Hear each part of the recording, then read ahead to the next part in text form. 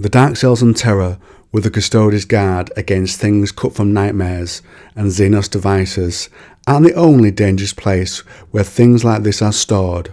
The blood angels also have such a place. Before the tyranids visit Baal, Mephiston, chief librarian of the sons of Sanguinius, visits this place. In this excerpt from The Devastation of Baal by Guy Haley, there were places in the Carceri Arcanum that actively denied the working of technology. Baal was as dry as bone dust. The liquid came from some other place and time. No one knew who had built the Carceri Arcanum. There were some of the oldest parts of the fortress monastery, if not the oldest. It has been suggested they predated the volcano they burrowed under, but they were of brick and seemed to have been made by human hand, whereas the volcano was estimated to be over 7 million years old. The tunnels had many peculiar qualities if mapped against Baal's physical terrain. They should have gone miles outside the Arx Muris, but there was no sign of them. Once a curious librarian had ordered a pit dug into the desert sands, where the tunnels should surely be. He found the ruins of a defence complex abandoned after the sundering of the Legion, and no tunnels. Many mysteries were attached to the Carceri Arcanum, but only one certainty, and that was that they were anomalous in every respect. They resonated with the warp, amplifying the power of the Librarius. Because of this affinity, Mephiston held court in the circle of consonants at their centre, where his quorum empiric met to discuss matters of sorcery and the soul. The Carceri Arcanum served a further useful purpose. Deep underground, only partially contained within the mundane reality, and with a fierce source of empirical energy to tap, they were a fine place to house the chapter's most dangerous relics.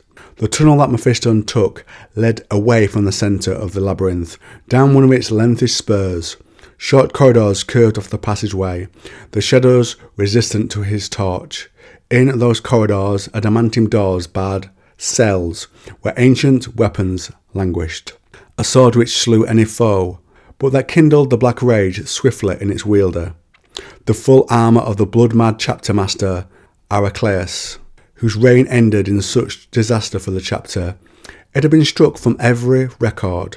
The skull of the homunculus of Baal, a creature whose falsehoods almost brought the blood angels low. There were devices salvaged from dead worlds, dangerous technology that had survived the fall of old night, idols to alien gods, cracked force wands whose splinters allowed a direct view into other realities, cursed blades, the shattered bodies of Necron lords held prisoner in stasis. Bolters that fired true every time, but which required the blood of the innocent to function. The crowns of insane emperors, and the banners of fallen squads, whose histories were blacker than the void. These and worse things were interred there. As Mephiston went past the galleries of cells, the sense of strangeness clinging to the place grew. The grinding thump of heavy machinery rumbled the brick, though there was no machinery there. Ghost lights flickered across distant passages, daring chase. Shadowy shapes blinked glowing eyes from inconstant corridors. At one junction, the thunder of a waterfall was carried on a cold draught that smelled enticingly of water. But if the sounds were followed, both smell and sound petered out, and the explorer was confronted by a collapsed section of tunnel, full of bones and black sand. Mephiston strode by all these wonders and horrors. None held any danger for the likes of him. The end of the corridor was where the Librarius ended, and whatever lay beyond it began. The sandy floor of the Carceri Arcanum stopped at an iron door, rough and purple with oxidization, but the warding symbols on it were clear to see for those with the right kind of sight. To Mephiston's eyes they glowed. He rapped 3 times on the door with the head of his torch, causing it to sputter and shower sparks over the ground. With an unearthly moan, the corridor ended and the door opened inward. Mephiston stepped through, his torch guttered out in a breeze rich with incense. It was so black that his sensitive eyes were blind. His warp sight was dulled by the counter runes painted on the walls. He saw only these, and then, as a feeble glow. Before he left the room, Mephiston drew his sword. A chamber of marked contrast to Morest's atrium greeted him. A smooth cylinder of rockcrete, dropped away down to a machine comprising an upright disc, spinning around at ferocious speed, shooting out noisy blue sparks. Embossed steel skulls around the shaft's circumference stared up at him with bloodstone eyes. The cylinder was saturated with red light, the short bursts of electric blue mixing painfully into it. The limbless torsos of servitors were embedded in alcoves in the cylinder wall, level with the top of the disc.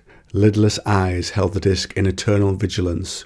This unit accepted energy remotely broadcast from Idalia to power the vault's mechanisms, for unlike in the Great Undercroft, there were machines in the Vault of Morest, special devices shielded from the odd effects of the Carceri Arcanum.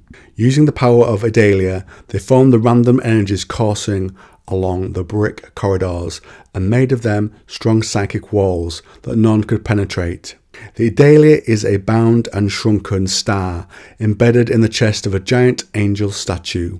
This was captured and psychically bound by the Emperor and gifted to the angels. The Vault of Morest was a prison above all else. Every part of it, physical and metaphysical, was dedicated to the purpose of confinement. Dozens of fell things were kept inside. In the wider Carceri Arcanum were articles touched by chaos, but those inside the vault were wholly of it. They were things that could not be destroyed for fear of unleashing the evil they contained, or simply because they were not destructible in any understandable way. A catwalk ran around the circumference of the room. A single silver-plated door led out again, covered in warding signs. Mephiston went through this other door, into the only pure chamber in the vault, and one of the largest, the Ecclesia Obscura. His footsteps echoed from distant walls. Stained glass windows depicting scenes from Sanguinius' life filtered light from an unknown source. No dust danced in the slanting beams, for the air was extremely scrubbed on its way in and out of the vaults by psychically active atmospheric filters.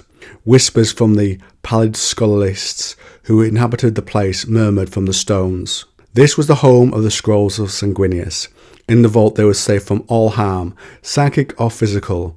15 scroll casings, as big as men, hung in stasis fields, their tops closed with wire, crimped shut with lead seals.